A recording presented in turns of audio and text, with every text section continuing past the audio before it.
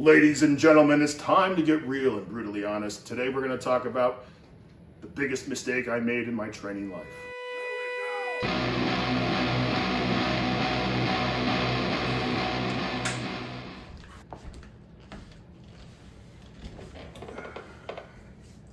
Hi, my name is Jim Wendler. I am the author and creator of 531. In today's video, I'm going to talk about the biggest mistake I made during training, throughout my training life, so to speak. Now, this has a lot to do with sports training, but hopefully you can take some wisdom from this.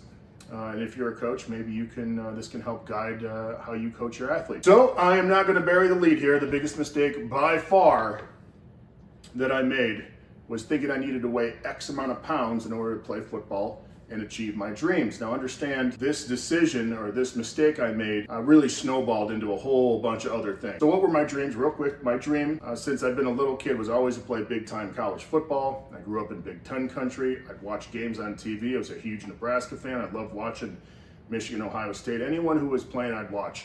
And I always thought I'd be a great running back or I could be a great fullback, whatever I needed to get done. I started training at age 13. This is the summer right prior to my 8th grade year. At that age, even really before that, I was pretty self-aware. I would watch teams play on TV and watch the NFL and everything else. And I was self-aware enough to realize I didn't look like these guys. I clearly wasn't athletic or as fast as these guys. But when I discovered training, it was like the secret thing that I knew, like, listen, this is gonna make up for any deficiencies I had. As long as I train hard and consistent, and do the little things, the right things, I can achieve all my dreams. Now in high school, obviously I lifted 3 times a week, but conditioning at that time was super important. That's just how it was. In fact, just to get our pads for high school football at the beginning of the season, the skilled players had to run a sub 6-minute mile and the linemen had to run a sub 7-minute mile. And of course, growing up in that time, we were running all the time, whether it's for track, for basketball, wrestling, you're just running and running and running. It was just part of the culture. But equally, it was an important part of my training life. So then I got to college, got to go to the University of Arizona, and I took a look around and it was pretty obvious I didn't look like anyone. At least not the running backs, the fullbacks. I was very small, I was 185, 190 pounds, and everyone else was huge. I mean, we had kids that were close to 260, 270. And I realized, man, if I'm gonna get out there, I gotta gain some weight. At this time too, you have to understand, I was an avid reader and researcher of anything to do with training. I loved it. I still do it all the time. One of the things that always popped up in regards to training for football or really for any sport was the theme of sport specific. Now in regards to conditioning, there was a big push to have all your conditioning be sport specific. All right, this is a giant load of doo-doo. Just a huge pile of crap that's being fed to people. And still to this day, I catch myself being enamored by this crap. But anyway, the good thing about sport-specific conditioning for football is you don't have to be running all the time and doing all this other stuff. And that really fed right into my goals. I didn't have to be, I could actually gain some weight. And I was super excited about that. Not only can I achieve my goals, but I don't have to be running all the time and running hills and pulling and pushing sleds and all that good stuff. Understand that most of the information about conditioning or even training for football is based on what the elite teams and elite players are doing. Like, what are the national champions doing? Oh, this team had a great year. What are they doing? They must have the secret program. This never takes into account the average athlete with just a killer attitude, willing to put his life on the line. It doesn't. Those guys are a separate breed. The rules of the elites don't apply to those kids. The average ass kicker honestly has different rules. I'm always reminded of that part in the Clutch song, in which Neil Fallon sings, there's different rules on the farm. Well, there's different rules that apply to these kids too. The game of football is not just height, weight, 40 times, how many times you bench press 225. If you play hard, play with a great attitude, you know your plays and know your role, and you're willing to be incredibly violent and put your fucking face right through someone's sternum, there's always gonna be a place for you out on that field. Now the good news is, I did play enough to earn a scholarship. I was a walk-on at the University of Arizona. But I was nowhere at all near my potential. Instead of trying to be 235 pounds, I should have done what I've done, that I'm telling everyone else here to do. All these young athletes, hopefully that might be watching this, or if you're a coach, send this to your athletes, parent, whatever. Do what I should have done, exploit your strength. Be as fit and as strong as possible. A 205-pound dude with a giant engine that can just go forever is infinitely better than a 235-pound kid who maybe looks good on paper, you check all the boxes.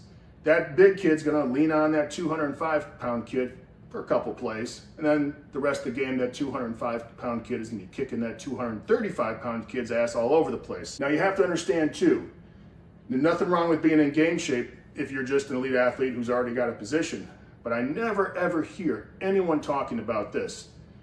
For the average dude, the average player, the game time is not decided during a game, decided during 2-a-days and 3-a-days. That is what you should be aiming for your conditioning. You should be ready to go all the time, and that's when you earn your stripes, so to speak. So again, I don't know why the experts never factor that stuff in. Well, I can tell you why, because they've never done anything. The most important thing an awesome, average, ass-kicking athlete can do is maximize and control all the things that he can control. This includes his strength and conditioning. You want to raise your strength to the highest level, obviously. You want to raise your conditioning to insane levels. Now, obviously, this is going to make you better physically. We all know that. But most importantly, it's going to make you better mentally. Now, remember, you have to go far beyond the sports-specific crowd for conditioning. I remember a time, and I'm sure it's still going on today, where hill sprints were horrible for football. Pushing and pulling heavy sleds, horrible for football. It'll ruin your stride length, it'll ruin your stride frequency, you have to get faster.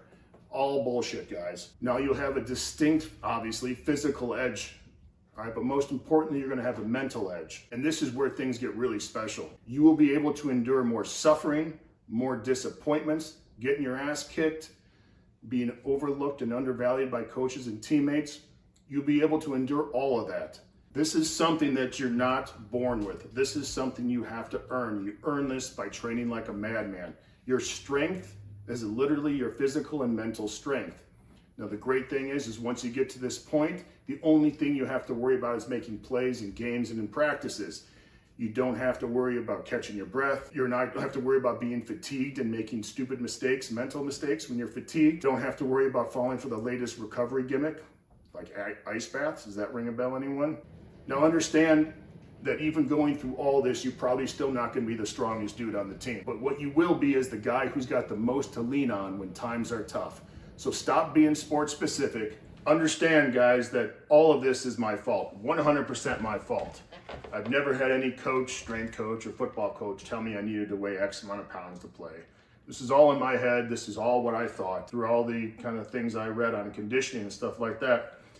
Now you have to see the big picture here, how this really now affects me is I'm disappointed in myself, and I have been for a long time in this area of my life, because I didn't trust myself. I had all this information, I had all that experience, and I essentially tried to be someone I wasn't. I'm not an elite football player. I knew that. And instead I just thought I could just transform myself into this 250-pound dude, when the reality is I could have played and been much better at 205 pounds. Now, this doesn't mean you shouldn't build muscle, you shouldn't get stronger, you shouldn't get bigger. You gotta build that armor, and you gotta get super strong. But be the most insane ass-kicking pipe hitter you've ever seen, and be that best version of yourself. Now, the bad news is you're probably not an NFL player. Nothing wrong with that. The good news is you are you, and I guarantee if you exploit your strengths, you become a physical and mental machine de la muerte, as I like to say, that is infinitely better than putting on any NFL uniform.